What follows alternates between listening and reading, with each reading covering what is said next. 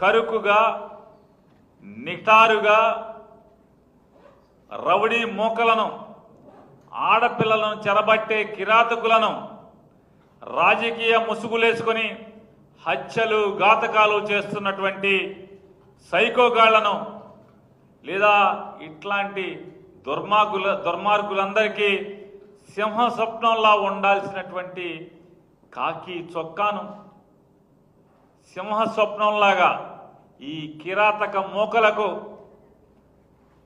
సింహ స్వప్నంలాగా ఉండాల్సినటువంటి కాకి చొక్కాను నలిగిపోయిన శుద్ధి మెత్తగా తయారు చేసి ప్రజల మాన ప్రాణాలకు ఈ రాష్ట్రంలో రక్షణ లేకుండా చేస్తున్నటువంటి నారా చంద్రబాబు నాయుడు గారి పరిపాలన చూస్తే ఇప్పటికే ప్రజల్లో ఏహ్యభావం మొదలైంది. నారా చంద్రబాబు నాయుడు గారు ముఖ్యమంత్రిగా ప్రమాణ స్వీకారం చేస్తూ పక్షపాతం కానీ భయం కానీ వివక్ష కానీ లేకుండా రాగద్వేషాలకు అతీతంగా పరిపాలన చేస్తాను అని చెప్పి దైవ సాక్షిగా ప్రమాణం చేస్తున్నానని చెప్పని నారా చంద్రబాబు నాయుడు గారు ప్రమాణం చేశారు.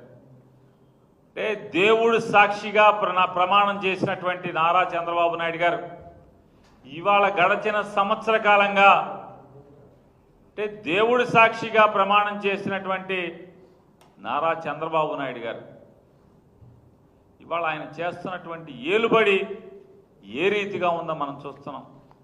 అదే నోటితో ఆయన పచ్చిగా వైసీపీ వాళ్ళకి పనులు చేయబాకండి, ప్రభుత్వం నుంచి పథకాలు ఇవ్వబాకండి అని చెప్పి బరితెగించి మాట్లాడతాడు అదే నోటితో ఆయన.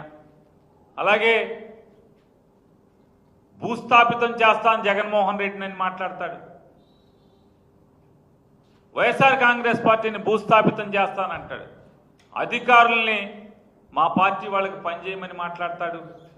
జిల్లా కలెక్టర్ల సమావేశంలో ఎస్పీల సమావేశంలో మా పార్టీ కార్యకర్తలు నాయకులు అసంతృప్తి చెందకుండా చూసుకోండి, మీ మీద కంప్లైంట్లు నాకు రాకుండా చేసుకోండి అని చెప్పి బరితెగించి జిల్లా అధికారులకు చెప్తాడు. అంటే దేవుడి సాక్షిగా అంటే దైవ సాక్షిగా ప్రమాణం ఏం చేశాడు? ఇవాళ సంవత్సర కాలంగా ఎలా పరిపాలిస్తున్నారు, ఏం పరిపాలిస్తున్నారు?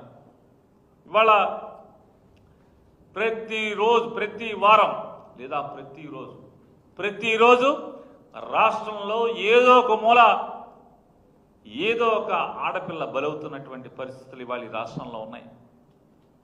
రాష్ట్రంలో ప్రతి వారం ఏదో ఒక ఊరిలో రాజకీయంగా వైఎస్ఆర్ కాంగ్రెస్ పార్టీ వాళ్ళ మీద హత్యాయత్నాలు చేస్తున్నారు.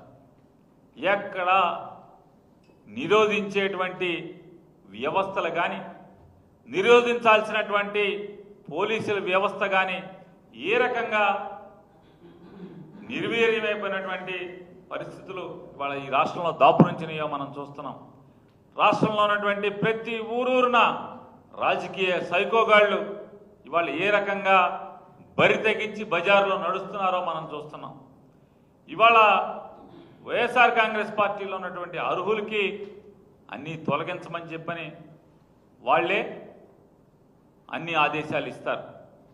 అలాగే చంద్రబాబు నాయుడు గారికి వ్యతిరేకంగా లేదా వైఎస్ఆర్ కాంగ్రెస్ పార్టీ వాళ్ళు తెలుగుదేశం పార్టీకి లేదా నాయకులకి ఎవరు వ్యతిరేకంగా గట్టిగా పనిచేస్తున్నా అయితే దాడులు చేయండి, హింసించండి, భయపెట్టండి, ఊర్లోంచి పారిపోయేలాగా చేయండి, మీకు పోలీసులు అండగా ఉంటారు, లేదా ఆ పనులు కింద చేయలేకపోతే పైన నేను కేసులు కట్టిస్తాను పైనుంచి అని చెప్పని పైనుంచి ఈ రకమైనటువంటి ఏలుబడి చేస్తూ ఇవాళ రాష్ట్రంలో ఉన్నటువంటి వ్యవస్థలన్నీ కూడా నిర్వీర్యం చేస్తూ రాష్ట్రంలో ఏ వ్యవస్థ పోనీ ఏమన్నా పరిపాలన ప్రజలకేమన్నా అందిస్తున్నావా? పోనీ వైఎస్ఆర్ కాంగ్రెస్ పార్టీ వాళ్ళని ఒక్కళ్ళని మాత్రమే వేధిస్తూ మిగతా రాష్ట్ర ప్రజలందరికీ కూడా మంచి చేస్తున్నావా అంటే సంక్రాంతి కల్లా గోతులు పూడుస్తాను ఈ రోజుకి గోతులమైనటువంటి ఊర్లు మండలంలో ఎన్ని గ్రామాలు ఉన్నాయో కూడా ఇవాళ లెక్కలేని పరిస్థితి. ఇవాళ అదొకటే కాదు, ఇవాళ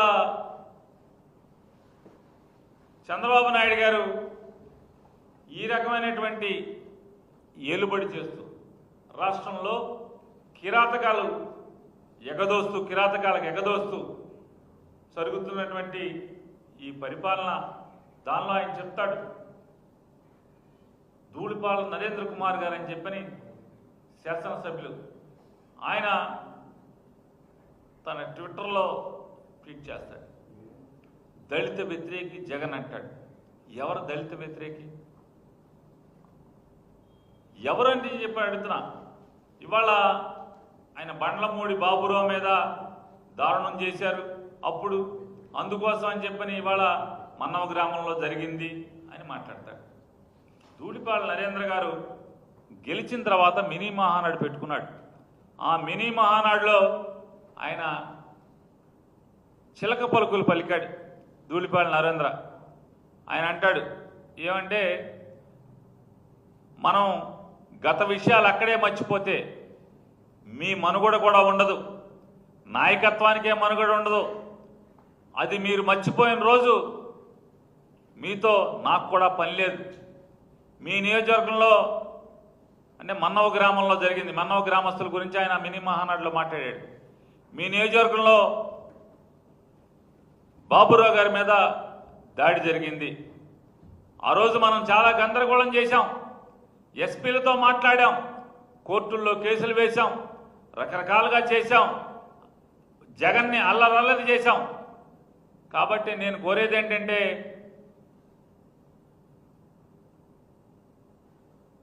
దాడి చేయాల్సిన అవసరం లేదు వాళ్ళ మీద. ఎప్పుడప్పుడు